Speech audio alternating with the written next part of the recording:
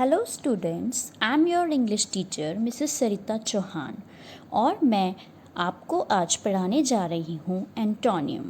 Antonym को हिंदी में हम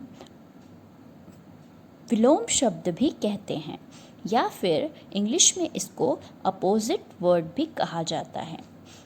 एंटोनियम का मतलब यही है बेसिकली कि a word opposite in meaning या फिर विलोम शब्द। अगर हम इसका कोई एग्जाम्पल देखें स्टूडेंट्स, गुड का अपोजिट होता है बैड, मतलब अच्छा, या उसका विपरीत या विलोम होता है बैड। गुड का अपोजिट होता है बैड और इसे एंटोनिम भी कहते हैं। अब हम बात करेंगे कि हम कैसे एंटोनिम बना सकते हैं। जैसे कुछ वर्ड्स हैं डिस, इल, इम, इन, इर और अन, ये कहलाते हैं प्रीफिक्सेस। हिंदी और इंग्लिश लैंग्वेज में वर्ड्स को आसानी से एंटोनिम बनाया जा सकता है। किसी भी वर्ड को अगर प्रीफिक्सेस को उसके आगे जोड़ दिया जाए तो वर्ड एंटोनिम बनाया जा सकता है।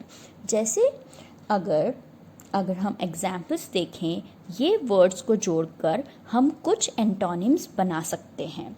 प्लीजेंट का होता है अनप्लीजेंट, पॉसिबल का अपोजिट होता है impossible, important unimportant, decent indecent, courtesy, discourtesy, pleased, unpleased, convenience, inconvenience। अब ये कुछ बेसिक्स से प्रीफिक्सेस थे जिनके साथ हमने वर्ड्स के आगे इन्हें जोड़कर एंटोनिम्स बनाए हैं। अब हम इसी प्रकार और भी वर्ड्स समझेंगे, लेकिन ये जो वर्ड्स हैं उनको प्रीफिक्सेस के साथ जोड़कर नहीं बनाया जाता है। ये वर्ड्स वो वर्ड्स हैं जिनको हमें याद ही करना पड़ता है। ये वर्ड्स हम प्रीफिक्सेस जोड़कर नहीं बना सकते हैं। अब कुछ एंटोनिम्स के बारे में हम जानेंगे जो कि हम प्रीफिक्स जोड़कर नहीं बना सकते या प्रीफिक्स उनके आगे जोड़कर हम नहीं बना सकते। जैसे कि ability, incompetence, acknowledge, deny, acquit, convict, adversity, prosperity, attack, defend, ample, merger. Students, इन वर्ड्स के साथ आपको इनका अर्थ भी हिंदी में मिल रहा है ताकि आप इनके अर्थ भी समझ सकें या इनका हिंदी मीनिंग क्या होता है ये आप जान सकें। तो ये कुछ ऐसे वर्ड्स थे जिनको हमें याद ही करना पड़ता है। और हम कुछ और वर्ड्स देखते हैं जैसे barbarous, civilised, barren, fertile, bold, timid, care, neglect, cheap, expensive, classicism, romanticism। ये वर्ड्स वापस कैसे वर्ड्स हैं जिनके जो अपोजिट वर्ड्स हैं उन्हें प्रीफिक्स जोड़कर नहीं बनाया गया है। ये डिफरेंट वर्ड्स हैं और जिन्हें हमें याद ही करना पड़ता है। तो फिर ये कुछ और एंटोनिम्स हैं और हम और भी कुछ वर्ड्स के बारे में अभी पढ़ेंगे जो डिफरेंट वर्ड्स होते हैं, प्रीफिक्स जोड़कर नहीं बनाए जाते हैं। चलिए और वर्ड्स देखते हैं। स्टूडेंट्स, शायद आपको ये हेल्पफुल लग रहा होगा। चलिए और वर्ड्स देखते हैं। Confidence, diffidence, deposit, withdraw, diminish, increase, extravagant, economical, examiner, examining, fortune, misfortune।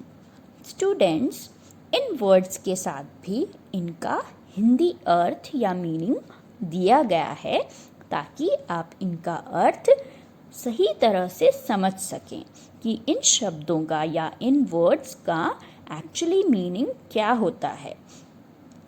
तो स्टूडेंट्स, अब हम कुछ और वर्ड्स देखते हैं और एंटोनिम्स देखते हैं जो प्रीफिक्स जोड़कर नहीं बनाए गए हैं, अलग से बनाए गए हैं, जैसे haste, delay, hope, despair, innocent, guilty, lead, less, make, mar, material and spiritual.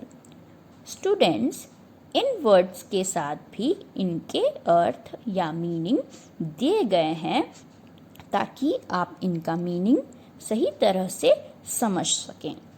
Students, अब इनके बाद हम और भी कुछ वर्ड्स हैं जो देखेंगे जो प्रीफिक्स जोड़कर नहीं बनाए गए हैं, जो कि आपको याद करना है या आपको याद होने चाहिए। Natural, artificial, optimist, pessimist, praise, blame, punctual, late, religious, secular, raw, ripe. Again students, ये वही वर्ड्स हैं जिनको प्रीफिक्स जोड़कर नहीं बनाया गया है और साथ में इनके मीनिंग्स आपके लिए दिए गए हैं ताकि आप इन्हें इजीली समझ सकें और याद कर सकें।